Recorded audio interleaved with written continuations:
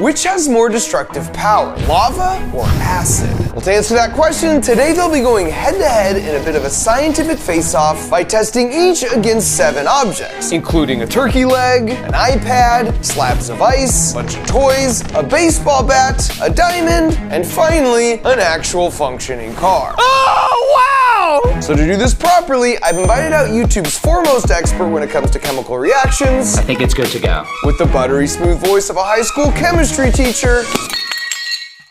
Oh no. Niall Red. And his opponent in this matchup will be YouTube's very own Lava King. You love him much more than his neighbors do. You didn't see the fire, it was like almost to the top. Yeah, it was pretty cool. Kevin, the backyard scientist.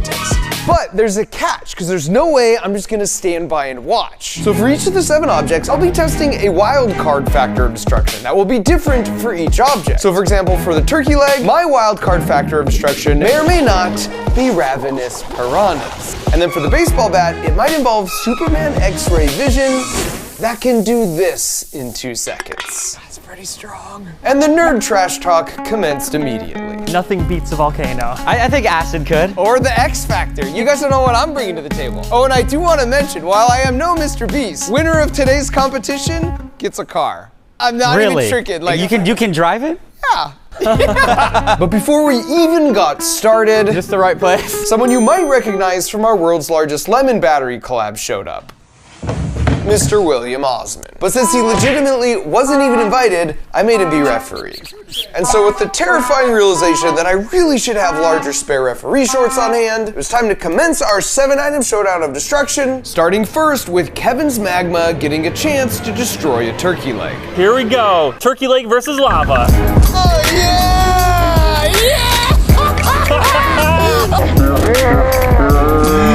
Yes! He's enjoying this way too much. Boom! That was more violent than I was expecting. Once it had eventually cooled down, we cracked open the crucible to inspect the damage. Oh! And while it definitely charred the outside, it just turned the rest into a perfectly cooked, It's fine. delicious Thanksgiving turkey leg. Which I know, because we definitely all gave it a taste. I definitely did. Which meant it was time for acid to enter the chat. And I guess in hindsight, this shouldn't have been a surprising result considering what our own stomach acids do to food, but given a little bit of time, it was terrifyingly efficient. Guys, come here. What do you think of the turkey leg? What's the clear and what's the dark stuff here? The dark stuff is the turkey leg.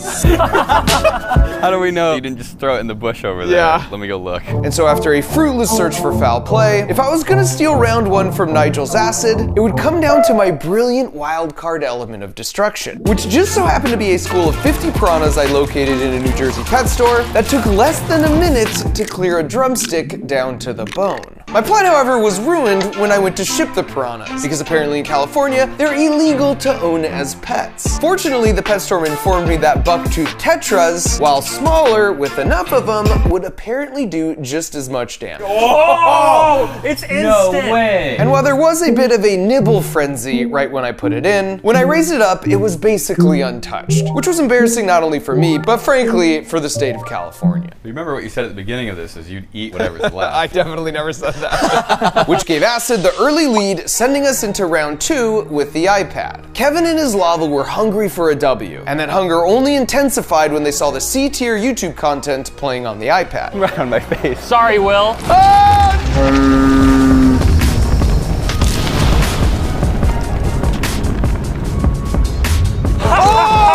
Oh, now he can't see if it's playing. Oh, it's so hot. Okay, that's enough. More. The molten rocks had practically melted the iPad, but for the real question, was it enough to stop the iPad from playing? Yes, of course, that's going to do it. Nigel was up next, and with more video content suitable for destruction loaded up, he slipped the iPad into 8 liters of concentrated acid. Oh, the video turned off instantly. It was time to see what acid could do. Oh, man. Hey, give it time. Give it time. And even with a full hour of soaking, not much happened besides some kind of small reaction that turned the acid some cool colors, which makes this the perfect opportunity to debunk the idea that there are acids that can immediately dissolve all metals. And now you might say, hold up, Mark. I've seen really popular videos like this online where the metal spoon is immediately dissolved in acid. However, I would offer the counterpoint that the reason he could safely dip his fingers in the acid later in the video is because that's not acid. It's watered down Mountain Dew, and that spoon is actually made from gallium, which simply melts in lukewarm liquid. Now, certain acids can dissolve certain metals, but it's a process that just takes several hours for chunks of metal like this. So with Nigel out of the running, it was time for the wild card. Normally this fires tennis balls. Today, we're firing golf balls at like 200 miles an hour. I bet I could catch it. I feel good on my destructive capabilities. The real question is, how's my aim? Pretty good as it turns out. Oh my! Yeah! And even after all this, it still had enough kinetic energy to dent the back wall. Wow! You almost split the whole thing in half, This too. looks very violent. Let's see your acid do that, Nigel. Is this a W? It's pretty cool. Okay. This meant I was tied for first as we headed into the ice round. Are you ready? Fire versus ice! And lava came right out of the gate, sizzling hot. Oh, wait. No! No! Weak! No! Weak! You didn't make it through one! Look at it bubble, though! Admittedly, the bubbles were pretty cool, but other than that, Kevin was grasping at straws. Look, I made lava spaghetti. The ref tallied the final count as only breaking through one of the 12 layers. Noting that the final break was too little, too late, which made it Acid's turn. And almost immediately, Oh, wow. it tied lava. Oh, it's through. It's through. It's through! Wow! I'm trying to aim. It just kept breaking through each layer as the acid mixed with the water, creating an exothermic reaction that bored a hole through the ice like a laser. Yeah, one more! One more! One more! Why am I rooting for you? Ultimately, Nigel's acid made it through every last sheet of ice, which meant my wild card would have to do the same and do it faster. Gentlemen, my approach here is a little bit more Kevin than Nigel.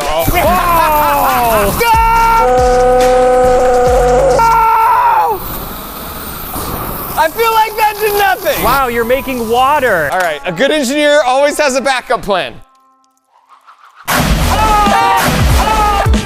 As a timely delivery of potential energy from the Acme Corporation,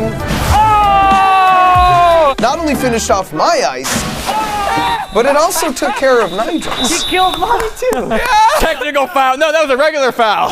But with further evidence of referee bias, Flamethrower, not flamethrower and anvil. you're ruining everything with the win went to Nigel, which put Acid back in first place, headed to the Toy City. And this one for sure had Toy Story vibes going on. 3, 2, 1. Whoa! Which definitely makes Kevin Backyard Sid. Whoa, it's going right for the school. Oh no, for the school! Whoa, whoa! Oh no, stretch. I eventually swooped in to save the townspeople. I'm a hero! But arguably it was Oh, stretch. too little, too late. I don't think you're gonna make it. So with an identical set of toys ready to go, it was more bad news for the action figures. Start with some sulfuric. Sulfuric, as the forecast called for acid rain. Oh, okay. He has red hair now. And after a combination of several acids, the townspeople were mildly inconvenienced at best. Wait, Straunch's hair is back to yellow. And the lack of reaction with the plastic toys sort of makes sense in hindsight, because polymers have highly stable chemical structures, so the acid can't break them down, which is not only the reason it takes them so long to degrade in a landfill, but it's also why most acids are, therefore, stored in plastic containers. So in contrast to that lame result, it was time for the Mark Rober wild card in the form of a 2-ton steamroller.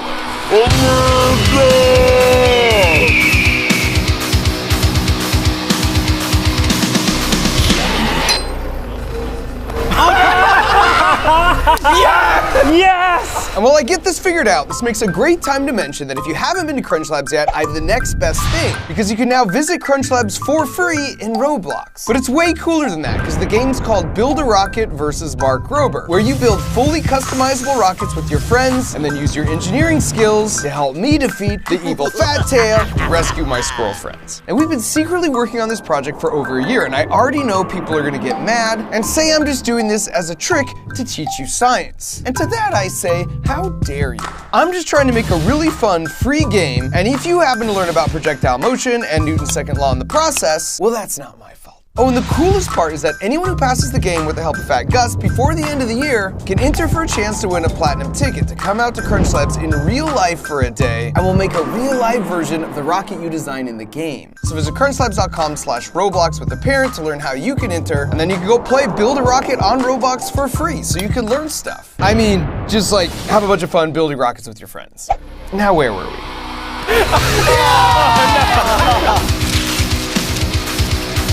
No! This is very unsportsmanlike.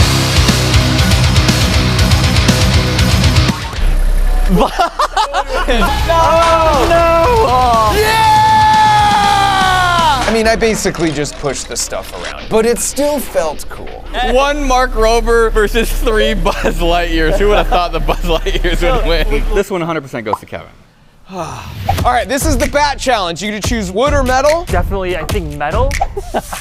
Oh, wow. That made a sound. Kevin's lava quickly melted away the top half of the bat as he topped things off. Oh, that's a nice layer, Kevin. With a gratuitous flourish. So it was up to Nigel's acid to top it. This time you got it, Nigel.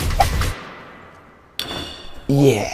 At this point, it's me, and I'm actually gonna go with the wood bat, because my contraption just happens to be a 2,000-watt laser. Which you may or may not recognize, because this is Kevin's laser. It's true. And it's also how he knew a fact that I didn't. You shouldn't have chose wood. This 2,000-watt laser is actually terrifyingly effective against metallic objects. So we ran a test. Wow! Clearly, I'd need to swap for the metal bat. Judge, can I? No. Now you see why he wasn't invited. Regardless, I pressed onward. All right. Oh my goodness. That's pretty strong. Here I go. And this was honestly the closest thing to a real-life lightsaber I've ever experienced. Oh my God, he's like 2/3 through, I think. Oh! Heck yeah, baby! Look at that. Pure destruction. I think that is really cool, and Kevin's laser did it. And with that questionable ruling, it meant if I didn't win the diamond round, I couldn't outright win this competition, even with the finale worth 2 points. 1.2 carats right here. I do? I don't. As usual, Kevin kicked things off. Ready? Bloop. As we completely encased the diamond in sort of a lava sandwich. Wow. And after it cooled off and we chiseled away the actual obsidian, nothing for lava, the diamond was perfectly intact. 1.2 carat diamond versus acid. Yeah. It's working. Classic acid. It was time for the wild card to kick it old school and get back to basics. I'm just gonna smash the crud out of this. Just to reclaim my honor with the W, heading into the final challenge in 3, 2, 1. I missed! Did you miss again, Mark? No! Are you kidding me? That round's a wash. You have 2 points, you have 2 points, you have no points because nobody invited you, and I've got 1. Which set up the perfect finale showdown where we each brought our own junkyard car. Where's Mark? Where's Mark?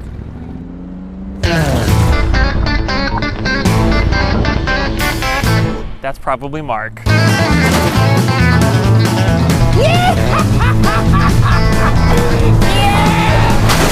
He hit my car! Dude, why'd you park so close? You only know how to drive a Mars rover, mister. The rules were simple.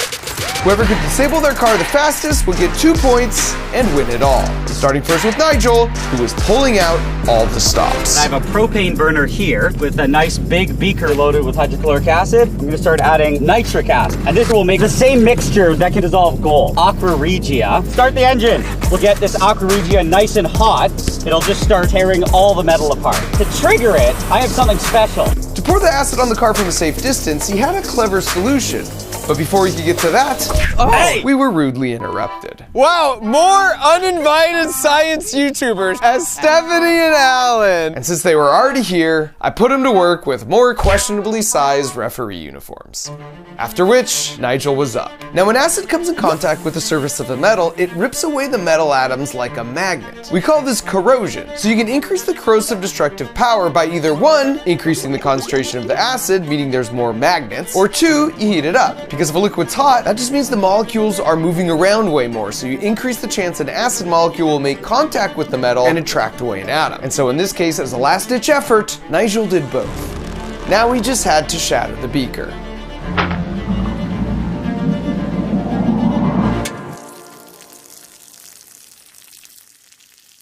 Nigel, this was your plan? Why does it just make holes? I like the slow release. There it goes. That is terrifying. I've never seen a gas that color before. Now for the verdict. It's still running. Still running! Honda makes a good car. And as Nigel released his frustrations... Oh! You feel better, Nigel? I prepared to release the final Mega Wild card in the form of a 50-ton excavator. And as I figure out the controls... I got it! I want to remind the viewer the purpose of this video was to use tools of scientific inquiry for the noble cause of furthering our understanding of interactions in the natural world. And definitely not just to live out my lifelong dream of operating a 50-ton excavator. Arm tank, arm tank, arm tank. Oh! Oh, yes! Stay there! Yes! Oh no! Just put it out of its misery, Mark. Yeah! Woo! Yeah!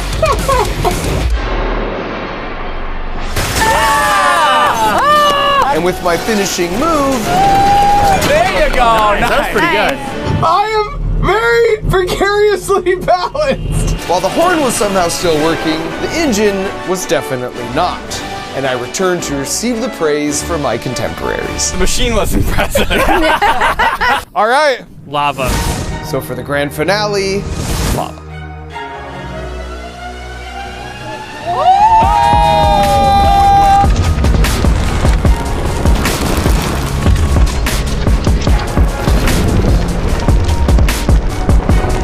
With the lava poured, it was time for Kevin's escape.